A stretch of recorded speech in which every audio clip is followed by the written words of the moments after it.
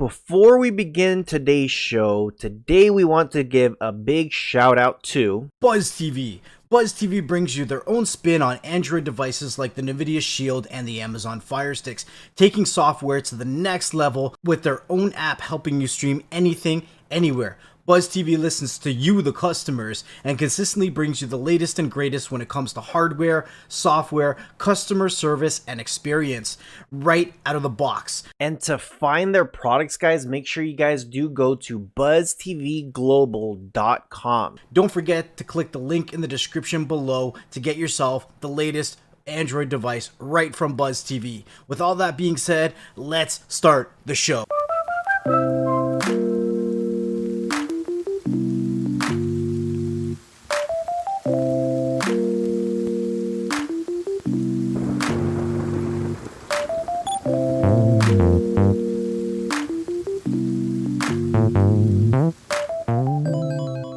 And welcome back to another episode of Beyond the Streams. Today we got a special guest. Today we're going to give him a second to introduce himself. Of course, I got to check in with Next Level. How are you doing, Next Level? You know, I'm doing pretty good. I'm starting a new routine, trying to be a little bit more organized in the morning. Got my coffee and my tea beside me. I'm good to go. The snow is all melted and it's raining outside. It's a little weird. Another snowstorm's coming, but I got my winter tires on, like I said in the earlier podcast, and I'm good to go. So I hope everyone out here is doing pretty good. How you doing today, Rohas? Good. I'm actually awake, like wide awake. I think I was wide awake since like 6:30 a.m. Just excited about like the conversation that we're about to have. So, Dustin, if you can please introduce yourself and give the audience a good feel of who you are, what you do, your job title, stuff like that, Yeah. Hey, thanks for having me, fellas. Dustin Howes here. I am the affiliate manager over at IPVanish. So I help good affiliates get paid and make sure that they're using their tracking links to bring traffic to IPVanish and some other brands that I'm working with. And a little bit about my background. I am a former Marine over here, just like Rojas. Way back in the day, it's been almost 20 years, at least 15 since I've been out. And I'm also a big proponent of mustaches during Movember. So this thing right here is Movember stash. I've been doing it 10 plus years. Wow. And I wear this. I only in November. I help raise money for men's health awareness. Movember is a huge cause that I back up behind every year. And it's all about getting that message to make sure men's health is in order, mental, physical. Just get to the doctor and don't be such a ignorant grunt about getting yourself to the doctor like I have done in the past and some of my ancestors. Nice. Now, I will say this. If anybody who's out there, excuse me, anybody who's out there listening, make sure you guys do come to YouTube and check the video out so that way you can see the stash. But as always, before we really get into it, anybody out there listening, watching, make sure you guys leave us a review, a comment, or anything like that below. Just to give some context also to Next Level. So Dustin and I have been on several chats in the past. And when he popped in this chat and I see those handlebars, it was like, hold on a second. Being in the Marines, we're normally cut, fresh, we're always looking clean, and it's funny because and you know what, and I think Dustin, I think you could attest to this too, is when you were in the Marines, we were surrounded a lot by Navy personnel. Mm-hmm. And they always had a stash. Yes. It's like, dude, what the hell? Like, cut that off, man.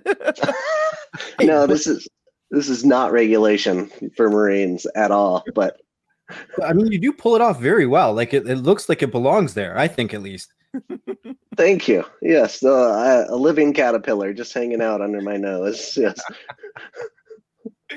That's awesome. Yeah. So, in you're saying that you stopped about 15, 20 years ago. It's like roughly I got out of the military about roughly about 15 years ago.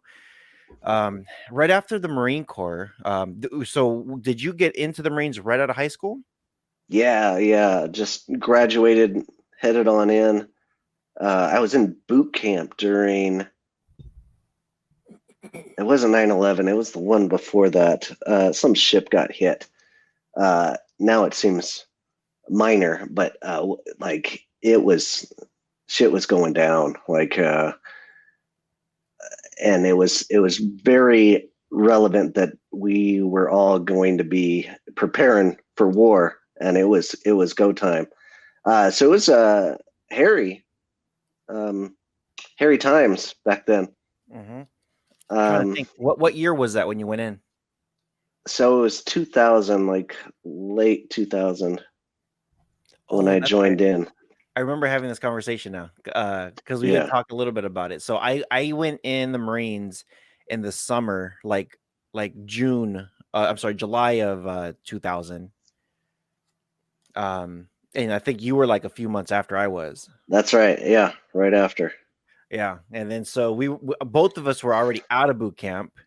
Now the question is, everybody knows when, especially being in the Marine Corps, it's either the Marine Corps or if something huge, or I guess not Marine Corps, but military, or if something huge happens, and they say you know exactly where you were at that moment in time.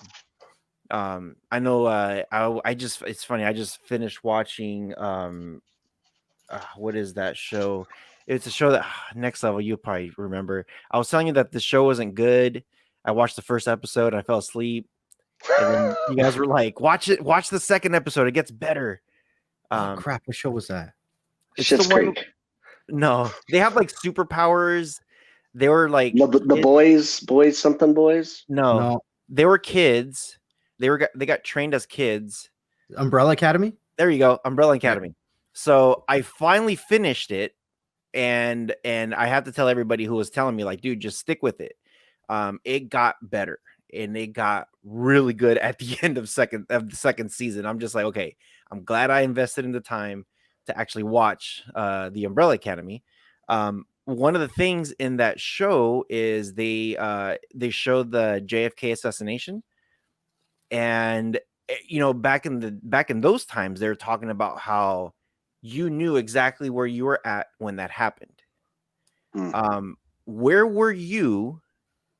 Like, do you remember the exact moment when 9/11 happened?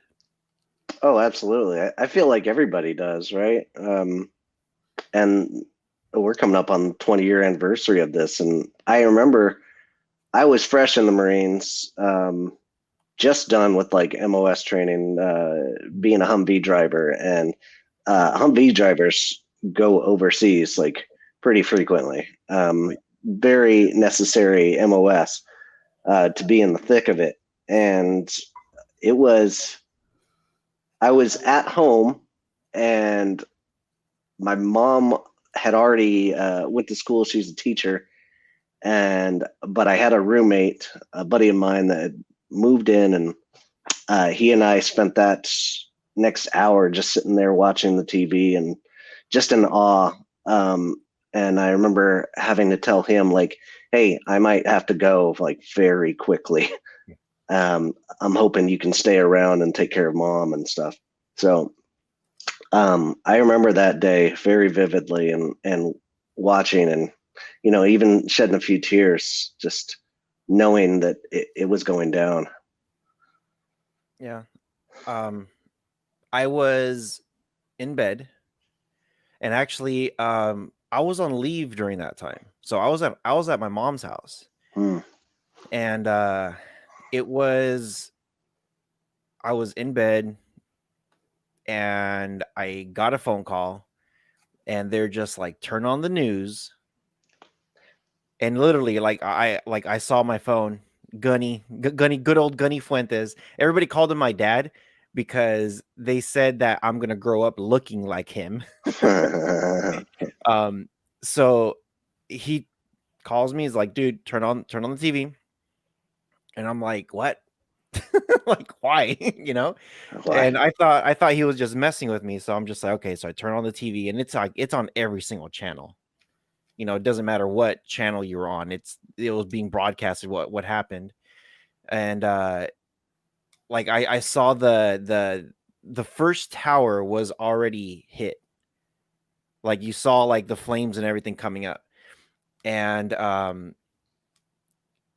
as soon as they showed the other plane coming into the second tower, then it flipped over, and you see the commentators just in shock, like their face, and they're just like, okay, you know, we had to pull away because people are jumping out of the building, and like they're just like giving us some content on this, and I'm over here just like, I think just like you, like I got teary-eyed, and I was just like, what the hell is going on? And the next thing, I'm still on the phone. The next thing he says is, grab your sea bag, report in at 1600 hours. Yeah. And I'm just like, no shit. And he's just like, go hug everybody goodbye right now. And I'm just like, yeah. So it was, I went downstairs. My mom was down there just freaking out watching the TV. And my stepdad was down there and like running back and forth, calling his dad and his brother, and like, oh my gosh, and you know, everybody just freaking out. Yeah, next level. What about you? I mean, I'm a little bit younger than you guys, but not a whole lot. But back then, I was still in school. It sounds weird to say that. I was still in school. But I remember I was in science class, and the schools, well, at least the classroom I was in, they started wheeling in those big TVs that were on those stands, and they would put them on for the kids to watch. Now, I don't know if that was a good idea or a bad idea to put that in front of all those kids. But I mean, I got to see what was happening because the TV was wheeled into the classroom and it was put on. It was, see, I'm not in the States, so maybe I wasn't as connected to it, but still it's happening right next door. I'm in Canada. So I didn't really know what to think. Cause like, I mean, I've never seen the buildings personally, but at the same time, it's a tragedy no matter what, like to see what's happening and what's going down, and a plane flying into building is not something that you would see every day. Like you're not, hopefully you never see it again. But I mean, I don't even know what to say about it. I have no idea what to say about it, to be honest with you. It's crazy to see how many lives were affected that day. It's absolutely nuts. You know, I'm gonna give everybody here, all the listeners, if you're out there listening, I'm gonna give you guys a much deeper appreciation to a movie right now. Home Alone 2. Okay. If you watch Home Alone 2, there is a scene where Kevin, the kid, is on top of the World Trade Center. And he's literally right above taking pictures. There's like this little tiny rail that anybody could just jump off easily from the very top of the building.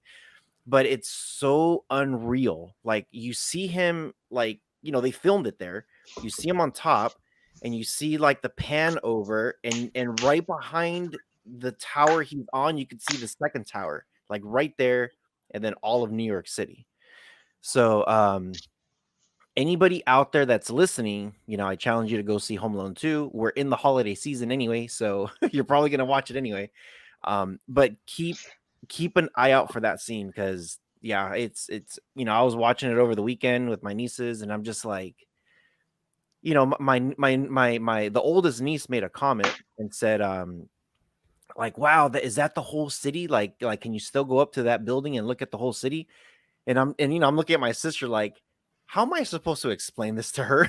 You know, like, you know, she's almost 10, and I'm just like, she understands a lot of stuff. So it's crazy. Like, you know, like the next generation that's growing up, and they're like, you know, hey, what is that? You know, can I go there? Can I check this out? And yeah, never get that opportunity. Hey, what was the premise of Home Alone 2? Did they forget him again?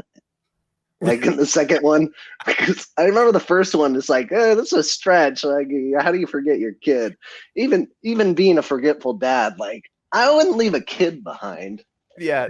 The second But one was they got lost in the airport. They were running okay. down because they were late. They're running down and they were late to the, just like the first one, they woke up late and they're trying to rush out. The second one was the same thing. They woke up late. They actually got everybody, including the Yeah. kid in the van, got to the airport. And what happened was the kid was trying to change batteries on this little recorder thing. Yeah. And he looks up and he sees his dad, the big old coat behind him, running. And when he puts the batteries in finally to the machine, he looks up again and there's another guy wearing the identical coat running the other way. So you got two people going like this in an X. And so he chased the wrong person. And when he ran into the lady checking in for tickets, like he was holding his ticket and runs into her, and his ticket falls down. Her tickets of everybody on the plane falls down. And so pretty much what it was, they walked him in. This was the part that was kind of dumb. She walks him in and says, "Hey, do you know where your family is?" "Oh yeah, that's my dad over there." And she's like, "Okay, well, it's open seating. I'm glad you found your parents. Go ahead and have a seat." And it's just like, wait, wouldn't you go walk them and say, "Hey, is this your kid?" Yeah. Or check the ticket. Or check. Well, the ticket got mixed. But with still, all the if tickets. they don't find your ticket now, they're not letting you on no planes. Oh no, for sure. So his family went to Florida while he ended up in New York. Great movie, though. Interesting. Great movie. So, but after the Marines, where did we end up going? Oh, for me? Yeah. Oh, yeah, that was another weird journey. Let's see. So Marines, college, in the Bay Area, Hayward, if you know it, and then I was poker dealer for years. If you watch poker on TV, you'll see my hands every once in a while. I was on a WSOP. I did that for a while. Then I went and played poker for a living for a year. For a living. Yeah, that, and I never suggest that to anybody because it's the most stressful job I've ever had in my life. Like paying for rent, just gambling, brutal. And let's see. And then I met my now wife, and she introduced me and got me my first job at Commission Junction, which is cj.com nowadays. And I got into the affiliate industry about 10 years ago now and worked throughout that industry. And here I am now, just, So doing my when you own say thing. the affiliate industry, what does that mean? So 10 years ago, so speaking as a content creator, right? Mhm. A lot of what we do that keeps us afloat has to do with affiliate marketing, right? Mhm. And I know we're going to get into that a little bit later, or maybe this could be the conversation that leads us into that. But 10 years ago, affiliate marketing then and affiliate marketing now, I'd like to think are completely different things. Maybe I'm wrong, but I think it would be a really interesting conversation if you wanted to shed some light on what affiliate marketing was 10 years ago. Absolutely. So the nuts and bolts of it all are all the same. It's a tracking solution to make sure that a person gets paid for bringing the traffic to a merchant, whoever it may be. So the base end of it is you have you as an affiliate join an affiliate program. Let's just say Apple, for example. You join Apple's program. You get a unique link, and then every time somebody clicks on your link and goes to Apple, makes a purchase, you're going to get a certain percentage of that sale. So that's the nuts and bolts of affiliate marketing, but there's so much more involved. So back 10 years ago, there was like banners and flash ads and clickbait that were running rampant. There's a lot more fraud involved. 20 years ago, there was like a ton of fraud, but 10 years ago, it was getting cleaned up. And nowadays, it's much harder to create fraudulent transactions and actually beat merchants these days. But 10 years ago, not nearly the kind of influence there is today. So that's probably the biggest change, is that we've moved away from links and banners for the most part, and moved into an influencer realm where people are using unique vanity codes to track sales to partners of theirs. So a lot of YouTubers, influencers are huge in this field because the conversion rate is just so high when people are watching and listening to people make suggestions on YouTube. The people love to listen to those suggestions and buy those kinds of products. So influencer marketing is probably the biggest change in the last 10 years. You know, I think being a content creator myself, as well as with Rojas, it's so different from a lot of other things that we've done in our life. You really do kind of build this, I don't know if I want to call it a one-sided relationship with the people that watch you, right? They watch you day after day and they really start to get to know you. And it's really difficult for us to get to know the thousands of people that watch us, or the thousands of people that are subscribed to us. So Rojas and I are pretty good and pretty religious at doing live streams where we can try to communicate with them and continue that relationship. And I think that's one of the reasons why affiliate marketing works so well. So if we do have a product that we really do believe in, it comes through that way in everything that we do. And I think that's why it's so impactful for sure. I mean, you could write a blog, you could write a magazine, an article, but you're never going to get that same real feel from interacting with somebody on a live stream or creating a video where they can see and hear you. So I think that evolution of affiliate marketing is exactly what it needed to be, for sure. For sure. Yeah, absolutely. And everybody wants to win here. You know, both merchants and the influencers that are providing that information. And influencers, good ones at least, always know to promote the products that they actually believe in. If you're just taking money to take money, you're not going to last very long in this industry.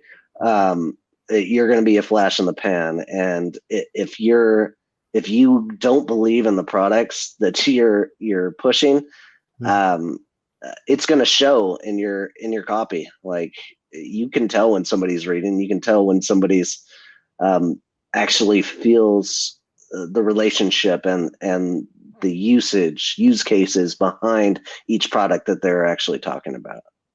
Have you ever had somebody that approached you to connect as an affiliate marketing connection, or as an influencer or whatever, and they didn't really care about what the product was, but they just wanted to make money? So they were like, I don't need to know anything, just give me my links and I'll start promoting it. Have you ever had a situation like that?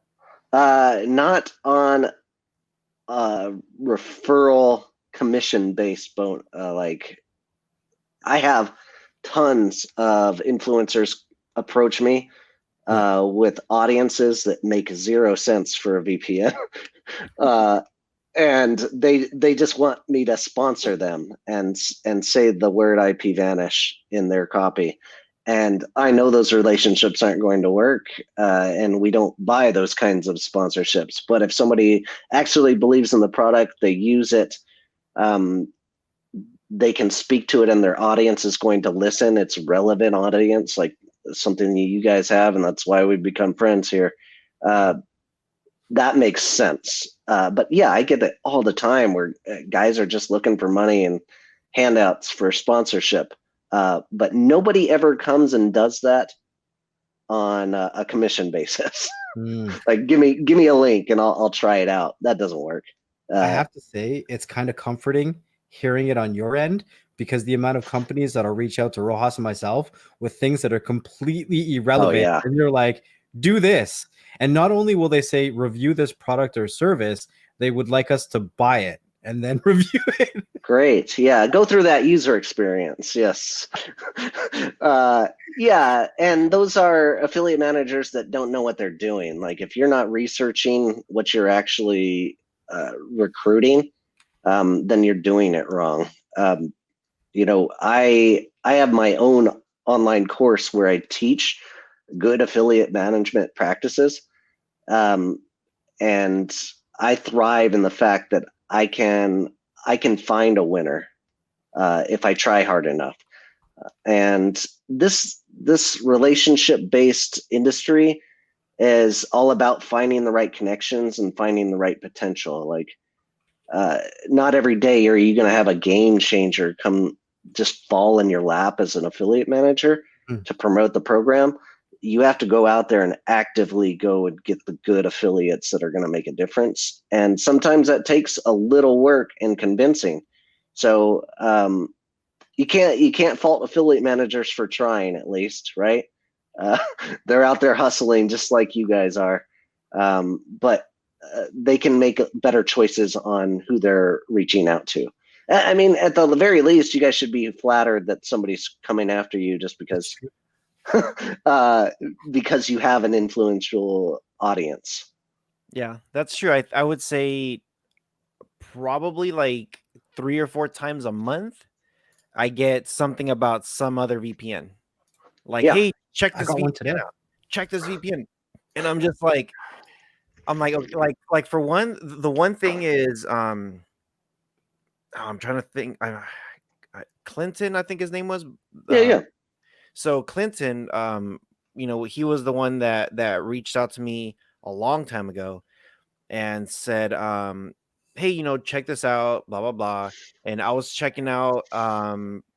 There's like 2 other ones that I checked out, so there's like 3 in total. And for me, with what got me to say, okay, cool, let me do IP Vanish, was the communication.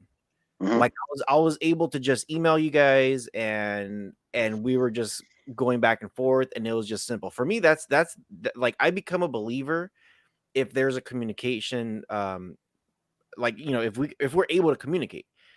With the other companies, I'm not going to mention their names. They were like a week later, I would get something back, and sometimes 2 weeks later, Sure. and I'm just like, I would ask a question. I'm like, hey, before I do this, where can I find this? So I'm over here, like, I'm ready to go. I'm testing. So I'm just like, okay, let me, like, when I was, I guess, a little baby Rojas, and I had a little channel, Mhm. like, every time I got to the computer, I'm just like, cool, let me email them real quick, and I'm just, okay, let's see when I get back, when they get back to me. Within time, I've learned, you know what? Let me just check my emails at nighttime, Okay. because I'm sitting there relaxing. I'll go through my emails. I'll reply to everybody, and hopefully they'll either read it that night, they'll read it in the morning, whenever they read it. Hopefully it'll be within that 24-hour frame, so that way I can get some kind of response back. And I've had people that again, still a week later, 2 weeks later. Like, I think I had one that just replied to me from like 3 months ago. It was like August, September, and they're just like, hey, we want you to check this out. And I was just like, yeah, cool. Do you have Amazon links? Do you have a website for me to look and do the research? Do you have this? Do you have that? You got pictures? Like, like, send me more information so that way I can see. And their response was just like, oh, sure, you can go ahead and purchase this on the website, and then we'll reimburse you. And I'm just like, okay, you gave me 0 of what I asked you. You just said, here, I can purchase it there. And I'm just like, nah, we're done. I'm good, dude. I was like, because at that point, I think it's just wasting my time, Yeah. and I have to be, I guess, as greedy as possible at that point, because I'm just like, my time, I don't have that much time during the day. Like, my Sure. time is so limited. So if you're here gonna waste my time, I'm like, cool, I'm gonna waste your time too now. So what I've actually learned, what I actually learned, I typed this thing out a long time ago. Okay. It's literally 5 paragraphs. 5 paragraphs. And what I do is I literally copy and paste it and send. All right.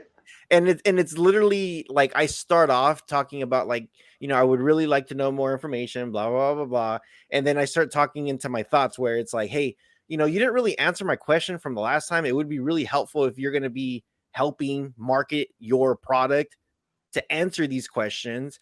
And then the third one's like, well, if you don't really know how to do that, I don't even know why you're even reaching out to me. And then the fourth one's all like, I'm starting to get kind of hungry. I think I'm gonna go get something from Carl's Jr. So I'm just like, okay, I'm gonna go ham. Whatever. Oh, amazing. And what's really funny is I've had a few people respond back to that. And they'll say, we're really, really sorry. We hope you get some food in your stomach. Here's the links of what you requested before. Good. I'm like, all right, whatever. That's amazing.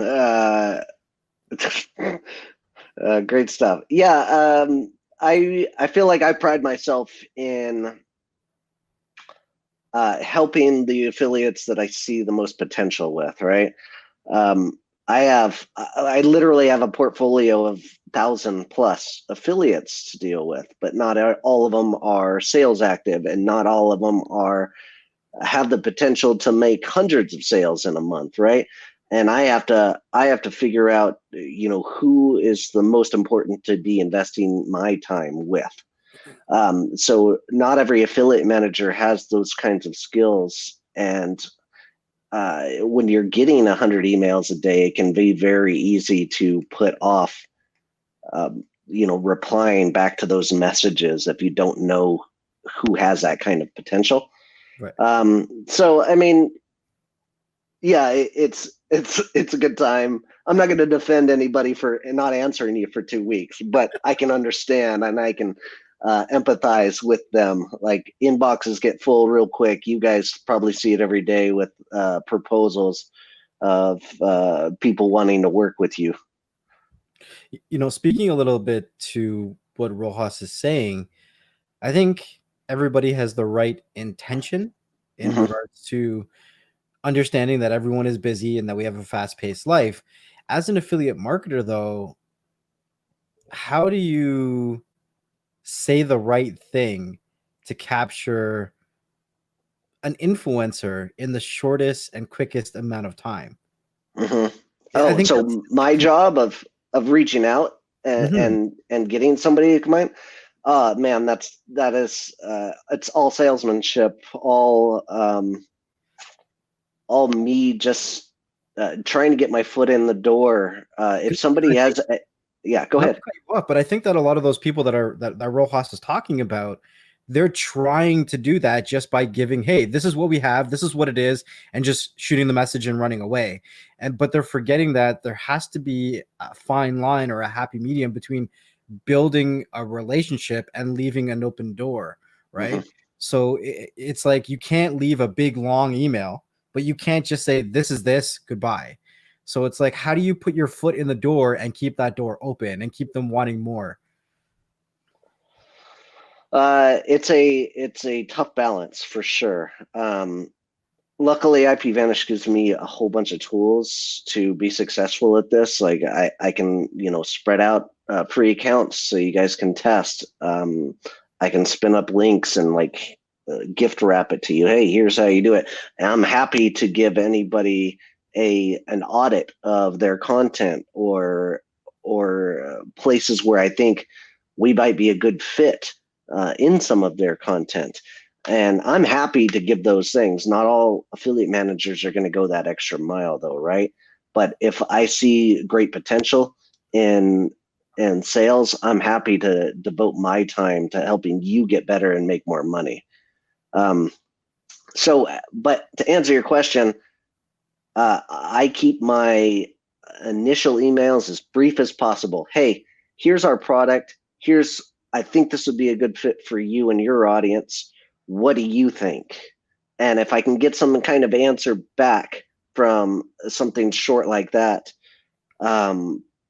then we can start moving forward, and I can start giving them the freebies and whatnot, and giving them a higher commission rate than others if they rate it right. If they have a huge audience, it's going to be a great fit. I'm happy to open the door with more money than they've been offered from other places.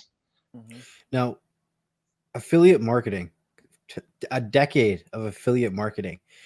Do you think that companies are finally starting to understand the impact of what it is and what your position in their company is? Because you've mentioned things just now, like they've given you the power to do certain things. Mhm. I bet 10 years ago, companies didn't really understand what an affiliate marketing manager was and Mhm. how to really arm them with ammunition to do their job respectfully. So That's an uphill battle for me as well.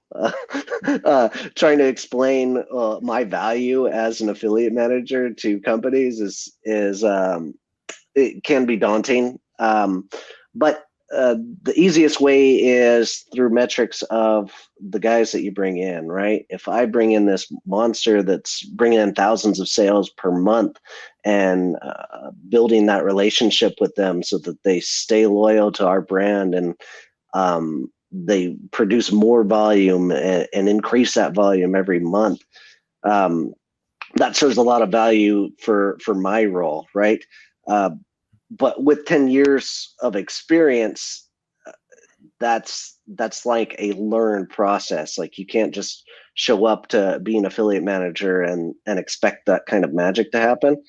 And so I mean, if you can put it in place as an affiliate manager, get incentive bonuses for bringing in higher or awesome affiliates into your contract, and like show your value in that way. Like you're confident enough to bring in high value affiliates, make it put myself on some kind of commission based value as well. And that'll go a long way with a company that they know that you believe in yourself to make that kind of commitment. It's crazy. So we talk about influencers like Rojas Mm-hmm. and myself, believing in a product, right? But as Yeah. an affiliate marketing manager, what is it that drew you to IPVanish, or what is it that keeps you so passionate to connect with influencers like Rojas and myself and other YouTubers to keep it going? Is it the passion for privacy, for security?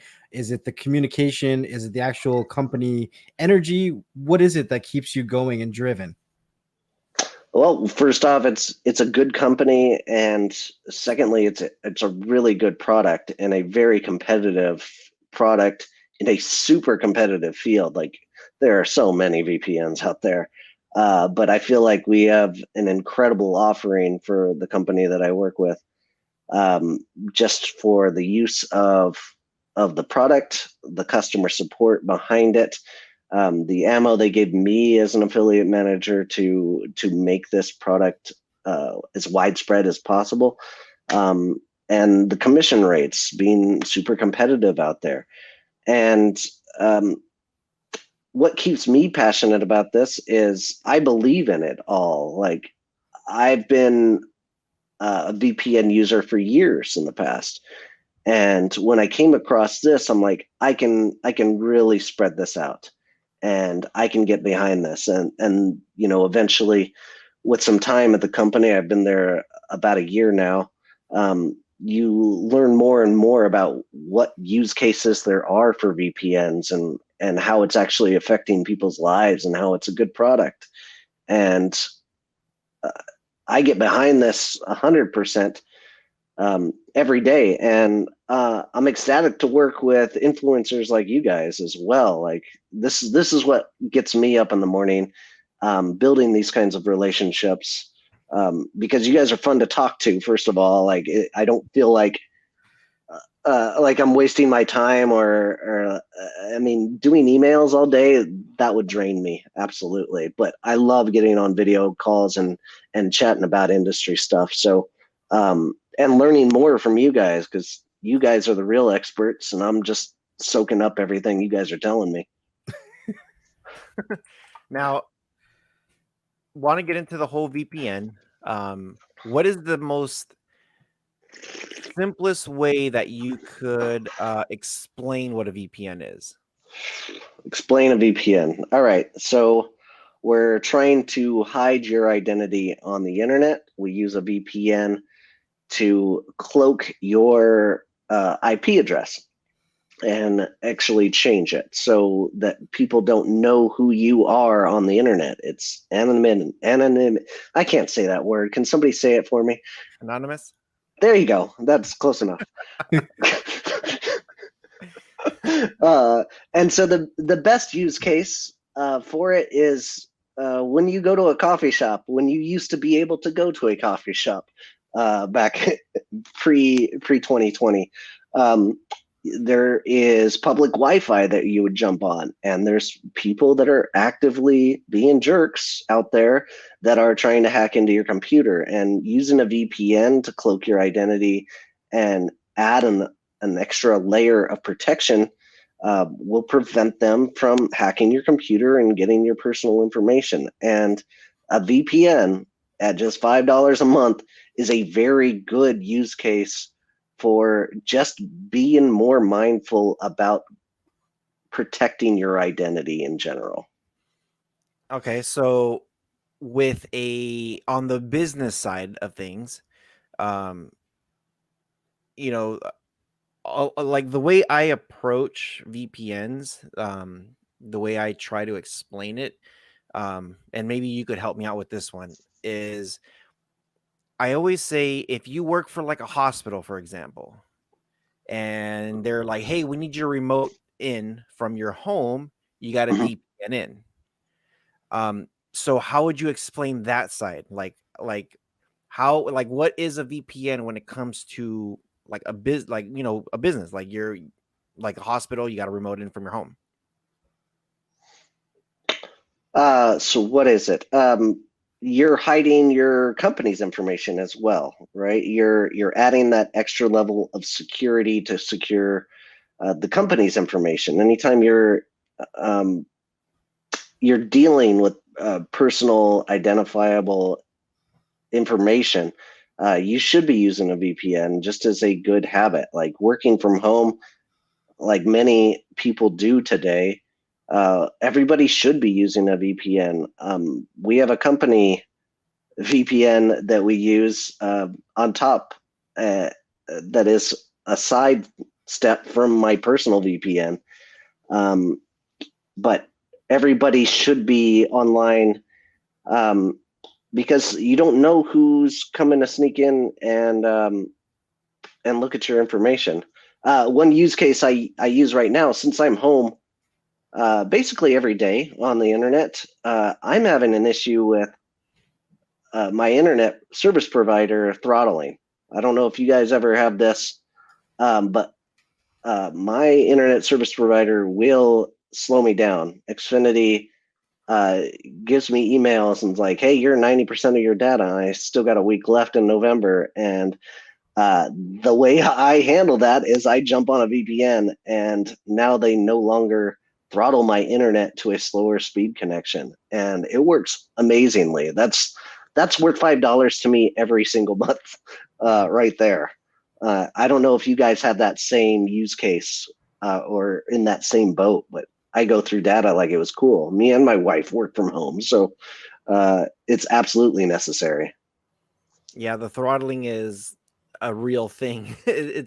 We got a lot of people that do say, hey, I'm getting throttled. What do I do? And one of the solutions, typically we say, okay, if you're starting to buffer, you're being throttled or whatever, there's like basic steps that we say to take that you can do instantly, like unplug your Fire Stick, unplug your modem and router, reconnect it within like 30 seconds to give it a fresh everything. Now with your, you started to get into the whole, when I'm throttling, when this is happening, how do you know at that point that you're just like, okay, I'm being throttled, I need to turn on a VPN? What is it that you're experiencing personally on your end? Is your internet going down to a crawl? Yeah, 100%.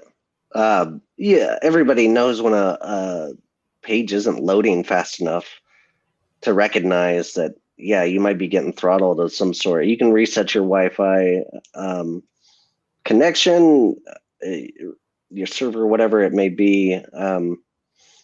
you can try those steps out. But I have seen extremely good results from just turning on my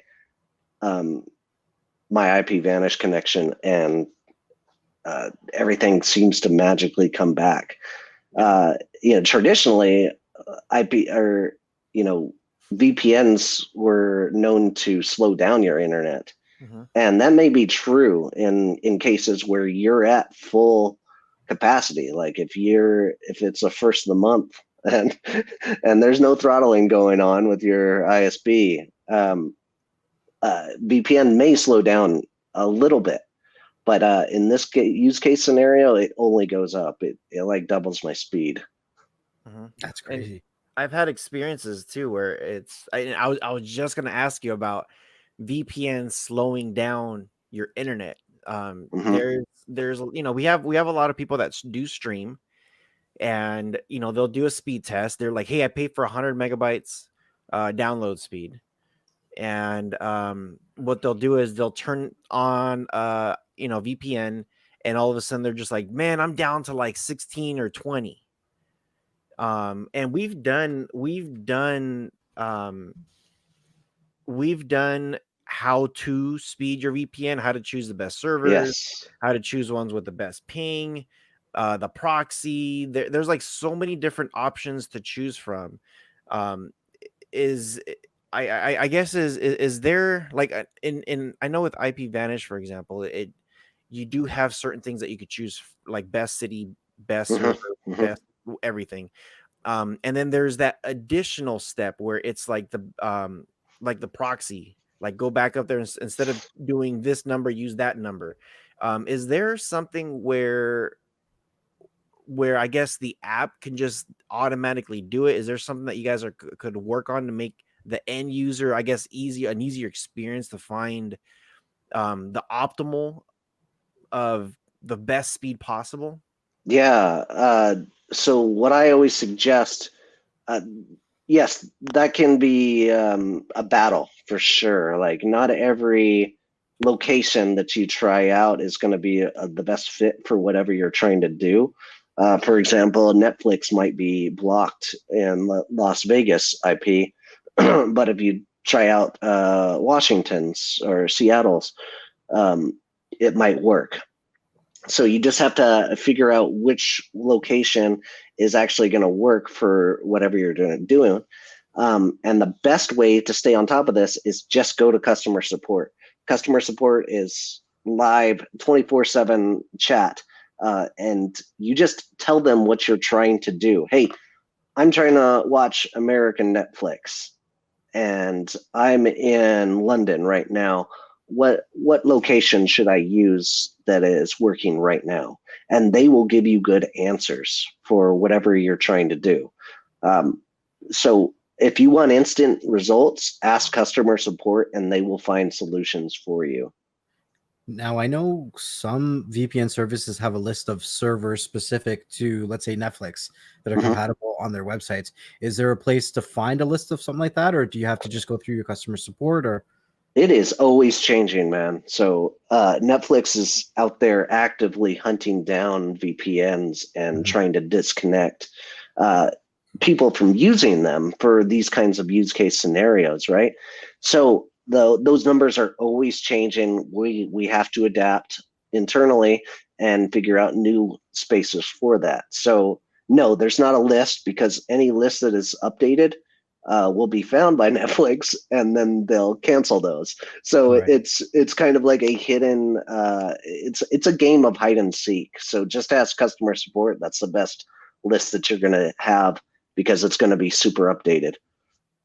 It's always interesting. I think that there's a lot of aspects that people need to understand when they're using certain products, right? Because they could be told, oh, get a VPN. You can access American Netflix from anywhere. I'm Canadian, right? So obviously the American Netflix is so much better. But they fail to understand how that all works in the background. So they automatically get a VPN. They're like, okay, I'm trying to get American Netflix and it doesn't work. But at the end of the day, that's not the VPN's fault. And there could be a workaround that you just don't know. but a lot of people aren't looking to, I guess, sometimes invest that little bit of time because they don't understand how it works. I mean, there was an application that came out called Peacock, and when Peacock came out, they were big in the States, offering free content with ads and all this stuff. And when people tried to access it outside of the States, like myself, you were told to use a VPN, but after like a few minutes of using that VPN, it was shut down, and they were actively shutting down VPNs like crazy. So after a little while, I was like, it's not worth my time. You know what I mean? Like, you play this cat and mouse game for a little while, but you have to kind of stay updated. So, I mean, instead of me throwing up my hands, I could have reached out to VPN support, say, hey, have you guys seen this issue? What server do I use? And it could be as simple as changing from Las Vegas to New York or wherever else in the States, and I could have got around that. And sometimes when we do what we want to do, and if we want to get the certain content that we want, it does take a little bit more time, right? At the end of the day, it's more valuable to spend a little bit more time doing the research than spending a little bit more money not. Yes, indeed. Yeah. And, researching can be daunting. Absolutely. But I suggest that for any product that I've ever worked for or ever used. Like, hit up customer support before you lose your mind. Just hit up customer support, see what they have to say about your question. They might have good content for you to fix that kind of solution. Fix that solution to fix that problem. Yeah, so I always hit up customer support. I'm big fans of people that have live chat available. And to going back to that point, we have seen something that's been really doing well with us. It's in one of our other products, so StrongVPN. I don't know how familiar you guys are with that, but it's another one of our products that I work with, that I run the program for. They have this technology, WireGuard technology, and WireGuard is killing it right now. People that are in China and in countries that have a firewall that is preventing them from getting internet outside of their country, they're using StrongVPN and WireGuard to get outside that realm. And StrongVPN's a small enough product that it stays what we call under the blades, like a lawnmower. You've got a blade of grass and it's a lawnmower that's just going over the top. So it's small enough so we're not getting our heads cut off all the time. And it stays under the wraps. And WireGuard has been having some outstanding success, especially with Netflix, for getting connected on an easier basis. So using that WireGuard technology, it's coming to IPVanish in 2021.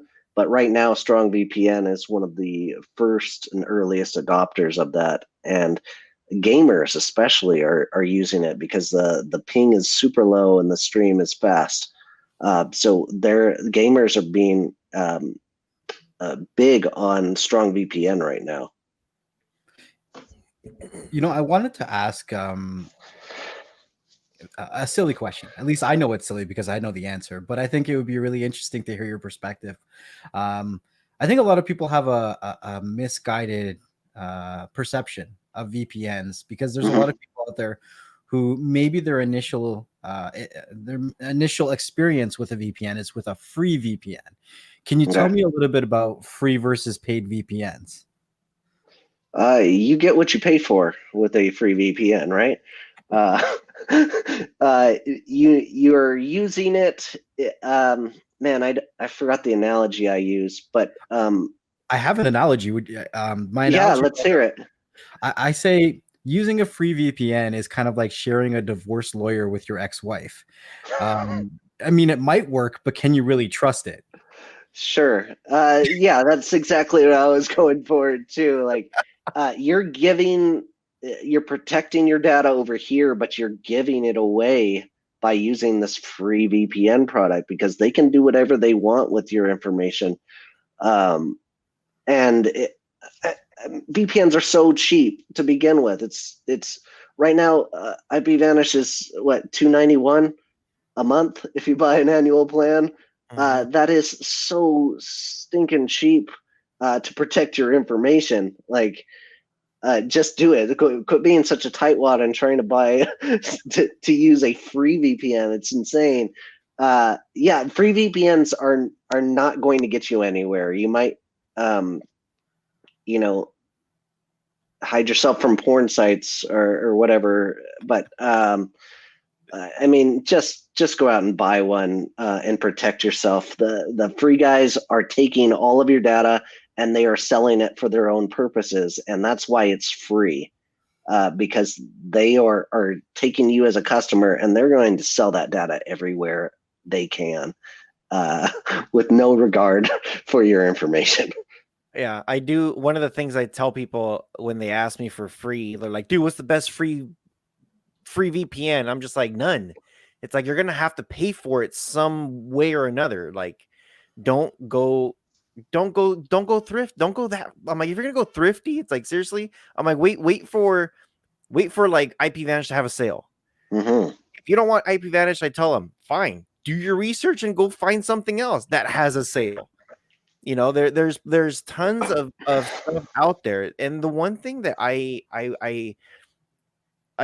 think if and this goes with the same thing, and I've actually had not firsthand experience, but I know somebody firsthand experience that was just telling me how horrible it was.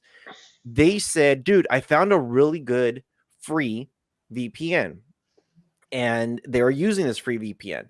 And then they said, yeah, you know, we tried a different VPN, and the one that I was using that was free somehow found out that I was using a different VPN. So what they said was for us to,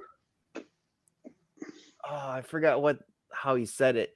Pretty much what that free VPN had was they had their information, and they said if you don't want your information to continue to be exposed, you have to buy our premium VPN to be protected. Amazing. So they pretty much just like a ransom, you know. That's like, ransom. Yeah. Great business model. Yeah. By the way, it's kind of like, it reminds me of Bitly, like how Bitly links are free until you want to change them, and then they charge you $1,000 to be able to change where you want that link to go. It's amazing. And then, incredible. Like, yeah, that's what you're getting with free. That's all I can say about that. Like, IPVanish, this is the cheapest I've seen it at $291 a month right now. But we have flash sales every single month to try to bring in new customers. It's silly not to buy this product and have it in your arsenal. Yeah. So more of the story, don't get a free VPN, everybody. Nope. Just don't do it. Now, I did want to talk a little bit about I'm just here looking towards the bottom of the IPVanish page. There's a couple key things that you guys didn't have before that you guys have added this year. Mm-hmm. So, for example, like one big one, and I tell everybody, dude, you should try it. And if you have issues, talk to customer support, or Google is your best friend. You'll be able to find the answer somehow, some way or another. So the one thing, one of my selling points when I talk to people is, what kind of guarantees do they got? And the one thing that I noticed this year that you guys put together is 30-day money back guaranteed. So it's pretty much like, dude, you could try it for a month. Mm-hmm. You know, so why the 30 days? We were just coming to industry standards. So it used to be 14 days, and then people would forget about it and then get charged. And there'd be some kind of hassle, but now we're really pushing the 30 days because all the other main VPN guys have 30-day money back guarantee. So we're just coming up to the standard of the industry to make our product a little bit more accessible for folks that want to try it out for a limited time. So with that 30-day money back guarantee, like, if you want to go out and watch the Tyson fight for the weekend and see what that has available for you, go for it. You could cancel it, but what you're going to find is there are so many more use case for a VPN that you're going to be very satisfied paying $291 a month for this product. So the 30-day money back guarantee, it's there, and less than 1% of people actually utilize that because they're happy with the product. They're happy with the product that they're getting, and who suggested it must have suggested it for a reason that you can use it.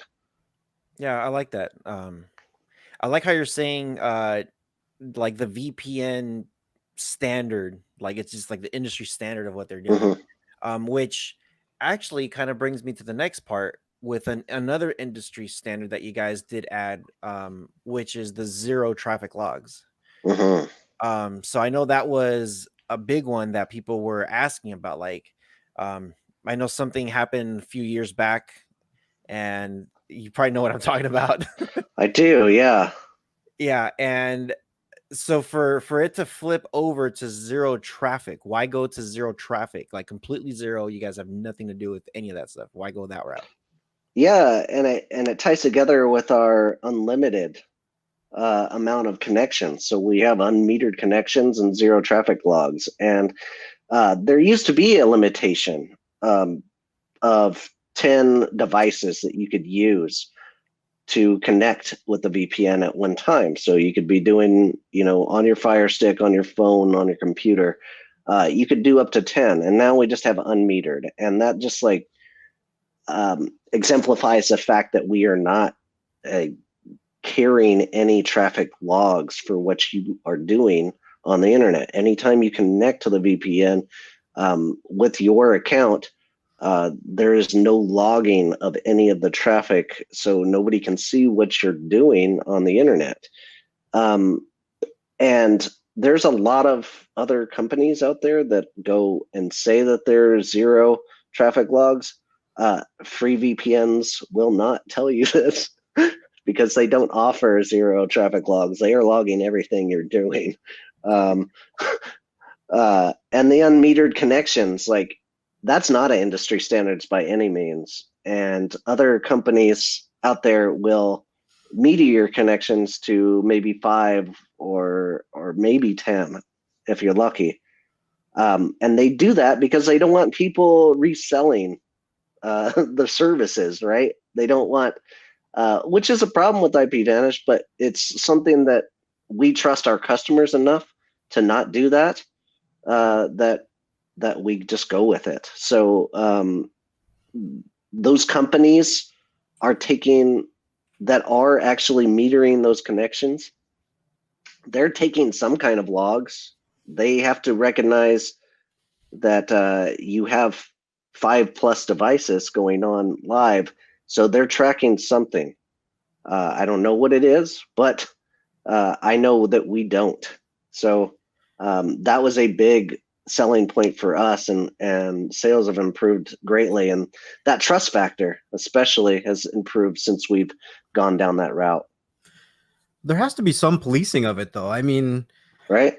There has to be some policing of unlimited connections, because Sure. people could share it with their friends, their families. I mean, we all trust our family to a certain extent, but there's certain things that we wouldn't put in their hands sometimes. So, Sure. I mean, is there any kind of preventative measures that you guys do have that maybe you don't have to monitor how many connections, but if you see 100 connections connecting on an account, maybe is there any way that you guys do monitor that? Like, we do if it gets out of control, essentially.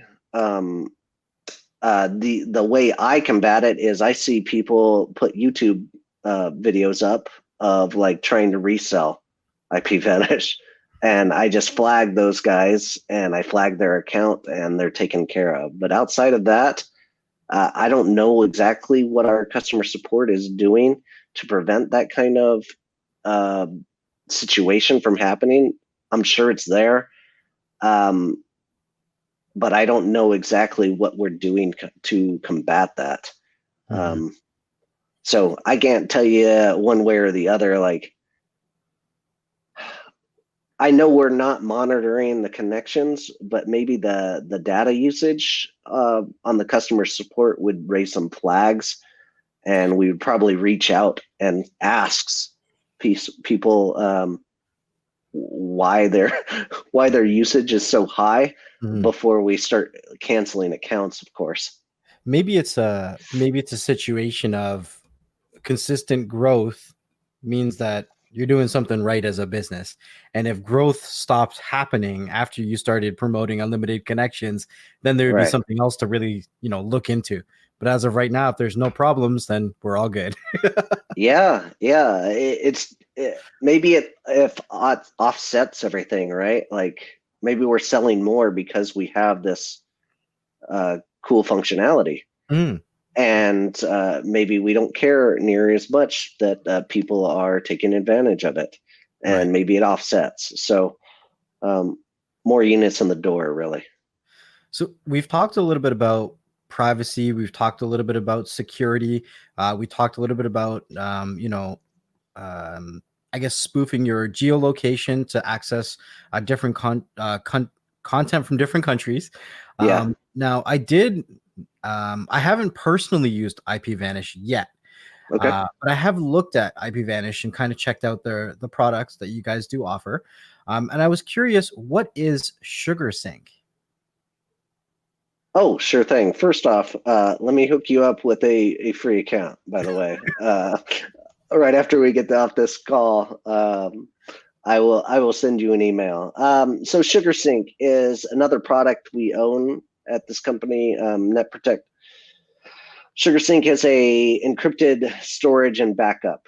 So any cloud storage that you use, we give free 250 gigabytes of cloud storage with every IPVanish account. So it's just another added on value that you get with IPVanish.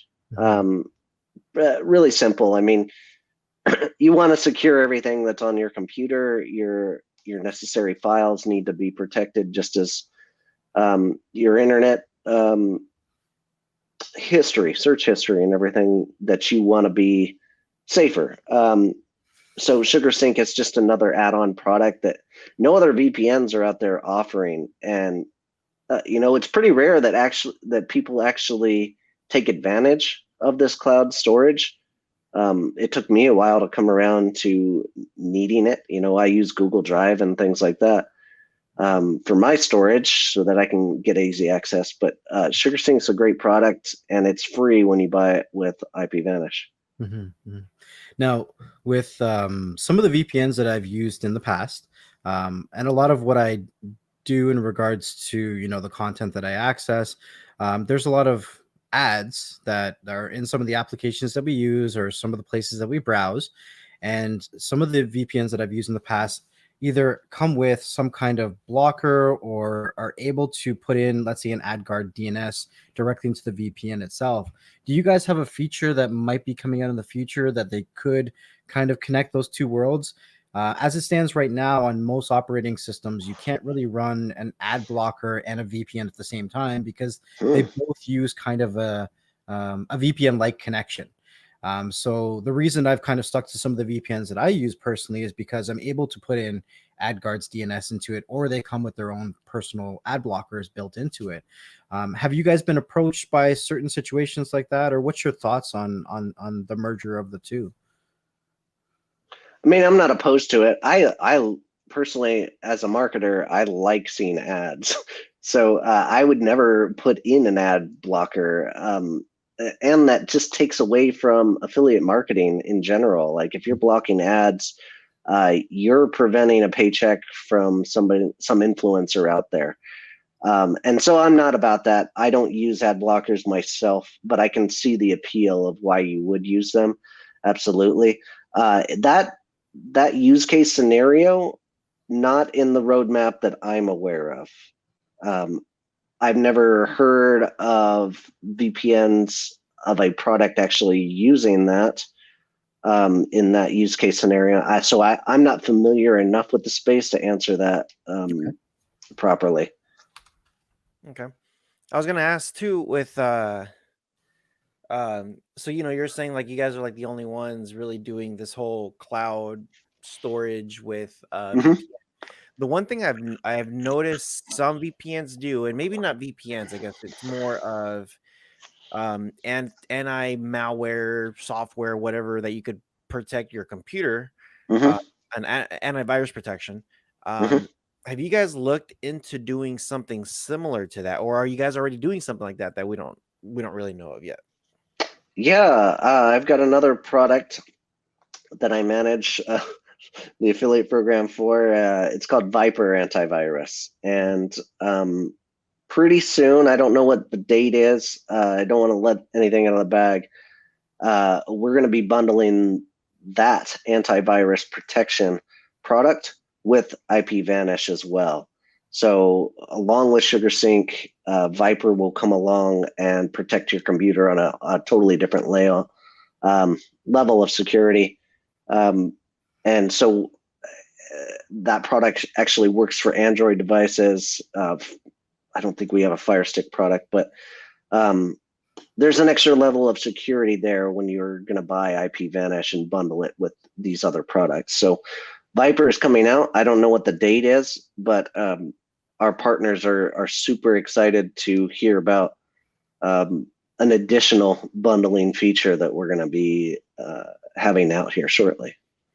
Yeah, that's huge. I think that'll be I think it'll be very huge to so people when they go look for like antivirus or some kind of like protection for their computers that they know, I've seen I think it's Norton antivirus. It might be McAfee, one of those two, maybe both. Mm-hmm. That they have some kind of like, hey, with your antivirus, you also get a VPN or you also Mm-hmm. get something else. And I think what's happening, and I've noticed this within the last just a few years, just recently, that people are now starting to bundle when it comes to cybersecurity. So Yeah. if it's your computer, it's like here's an antivirus thing, so that way when you're surfing the web, you're good. And along with that, it also has a VPN, so that way you could mask your location or mask who you are, your identity. Um, and then adding this like with this storage thing, I think it's a great thing that you guys are doing right now. It just gives the end user more options to be like, hey, you can now transfer your photos, know you're secured, know you have all these securities around your stuff. Mm-hmm. um I guess where can what can you share with us? I know you mentioned it a little bit before. You said you're not sure when Viper, I'm guessing 2021. The guard wire, I think you mentioned earlier. WireGuard, yeah. Yeah, that sounds like 2021 also. So I guess it's maybe you could just reiterate a little bit with what we already talked about with what's coming in 2021, and if there's anything that you could actually like sneak peek, like, hey, this is also what we're looking to add or enhance for the incoming year.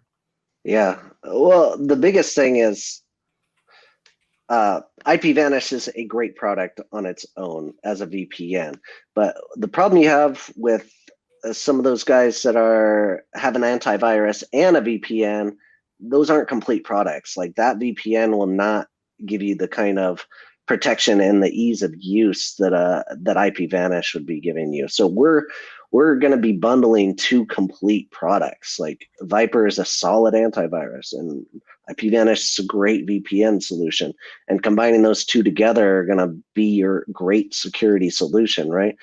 And speaking to what's coming up for the 2021 roadmap, I don't have any good solid dates. Everything that is produced uh, at a global company always has a shooting date, and then that date is never hit. It's never on time, from what I've gathered at working at companies in this industry, and that's just a testament of perfection more than anything. Is you want to get it right when you do launch, and you don't want to.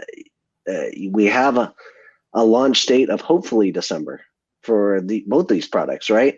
But you never give hard dates to something like that, because you never know when it's going to be pushed back.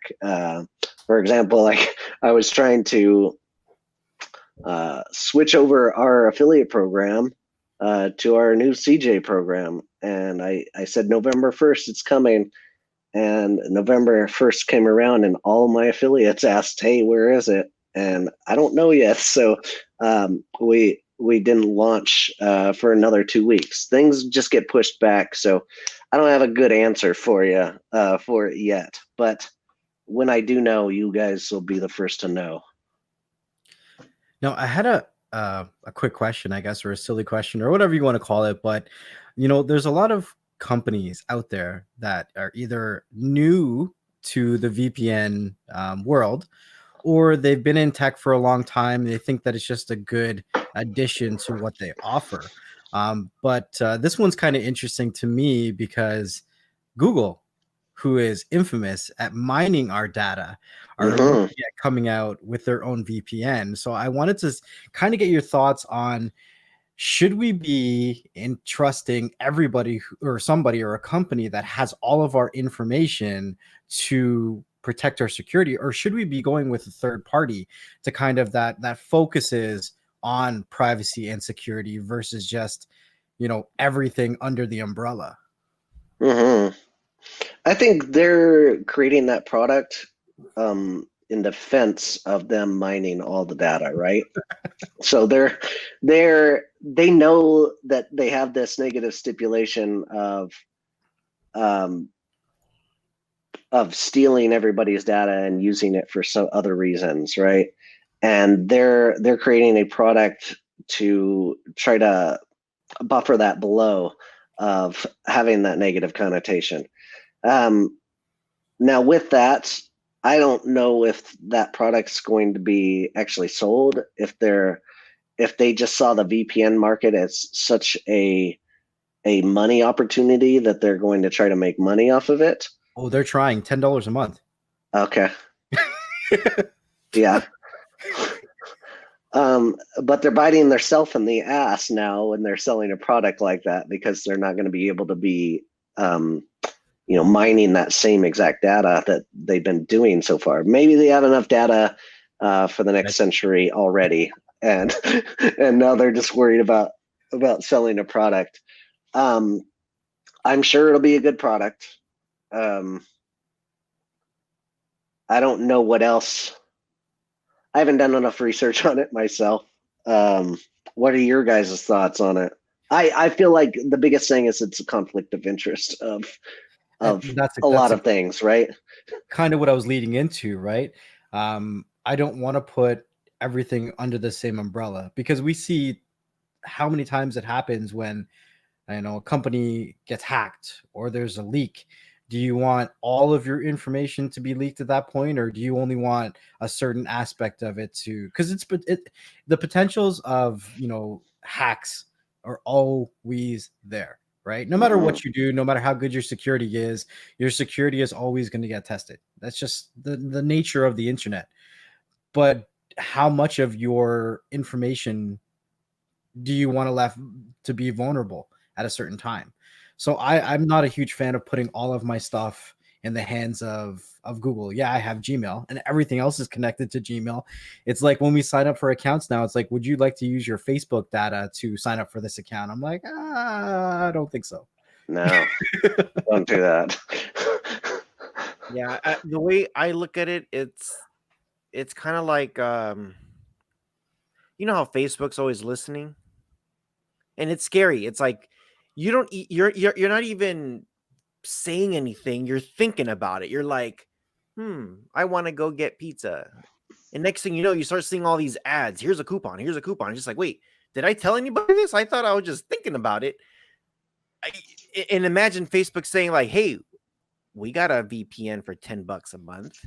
Now, no, hails to the no. I don't want you to know nothing. That's kind of what I, when I hear Google coming up with their own, it's just like, but do you trust Zuckerberg over there at Facebook? Sure. I mean, I'm not I don't have enough things to hide to be all that worried.